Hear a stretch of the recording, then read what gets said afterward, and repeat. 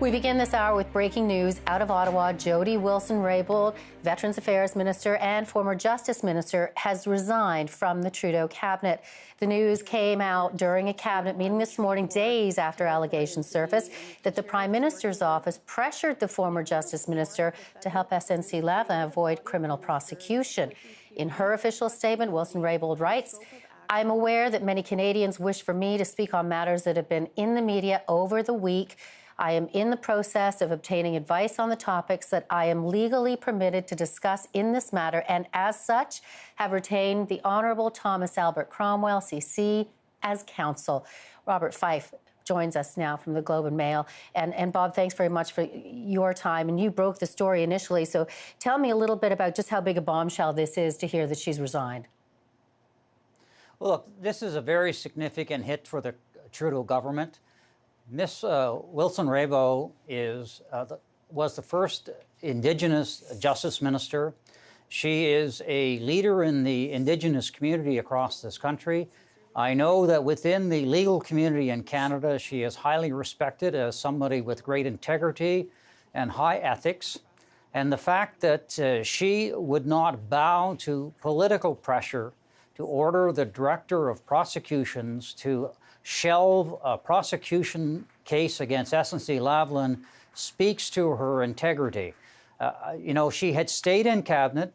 She had not said anything when the story broke, citing solicitor-client privilege. But I think the straw that broke the camel's back was the Prime Minister's comments yesterday when he said her presence in cabinet should speak volumes. Then, in other words, she's okay. She was not upset with anything. I don't know that because I haven't obviously spoken to the minister, but it seems to me that may have been one of the triggers. And the other thing is, he was being very careful and very legalistic yesterday in saying, now, I reminded her, please confirm, I never directed you to do this. And of course, the Globe and Mail reported last week that we've never, ever suggested that anybody directed her to order the Director of Prosecutions to shelve this case. We only reported that they tried to pressure her to do so, and she declined to do so. And in fact, PMO officials have all confirmed on background that there were vigorous debates about cutting a deal with SNC-Lavalin, but they said don't conflate vigorous debate or robust debate with pressure. Well, I guess she saw it a different way. Yeah, I guess so. And to that end, seemingly mixed messages coming out because, and again, going back to the news conference and the comments that the Prime Minister made yesterday, he said he has the full, or Jody Wilson-Raybould has the full confidence of the Prime Minister's office in the position in which she served. And then the full confidence turns into resignation. Yeah, and I think she was not very happy with what the Prime Minister said yesterday. I'm assuming that's the reason why it triggered her resignation. It's really important here because you've mentioned that she's hired Thomas Cromwell as her legal counsel. Mr. Cromwell is a former Supreme Court judge. He is going to give her, she's playing, this is big stuff here.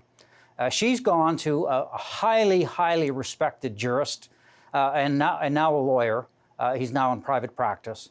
He is going to give her the kind of advice that we may be able to shed more light on what actually went behind the scenes. She is bound by solicitor-client privilege and by cabinet confidentiality. So it'll be very difficult for her to really reveal all the machinations that went behind the scenes. But I think with former Justice Cromwell offering her advice, we may be able to shed some light on this, whatever the case is. Beverly, this is an explosive story. It's not going to go away anymore.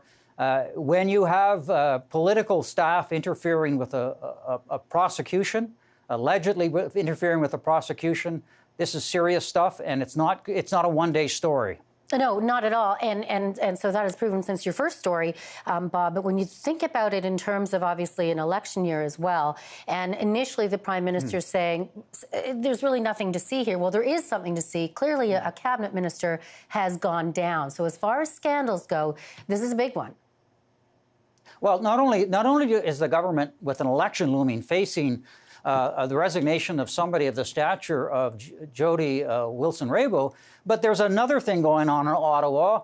a court case against Vice Admiral Mark Norman. And we are seeing in the court evidence that the Prime Minister's office and the Privy Council office and the government basically have been hiding emails or attempting to hide emails from the Defense Council. And it emerged yesterday that the Privy Council office, which is basically the right arm of the Prime Minister's office, were working with the prosecutors on trial strategy, which is just incredible if that is true. So we've got potentially political interference in an SNC-Lavalin case and political interference in the case of Mark Norman. And interesting, Bob, because these things eventually come out. We eventually find out kind of what happened, and obviously it would seem in Jody Wilson-Raybould's case that, with hiring a lawyer, she wants to be able to tell Canadians what happened. It would seem so. Well, judging by her statement, she would like to be able to be truthful to Canadians about exactly what went down.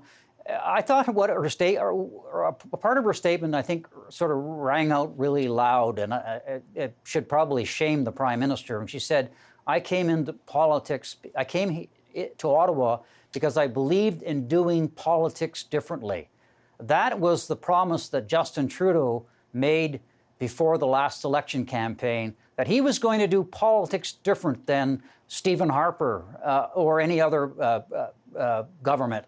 And by the looks of what's happened in this shoddy case involving Miss Wilson-Raybould, that it looks like it's the same old politics.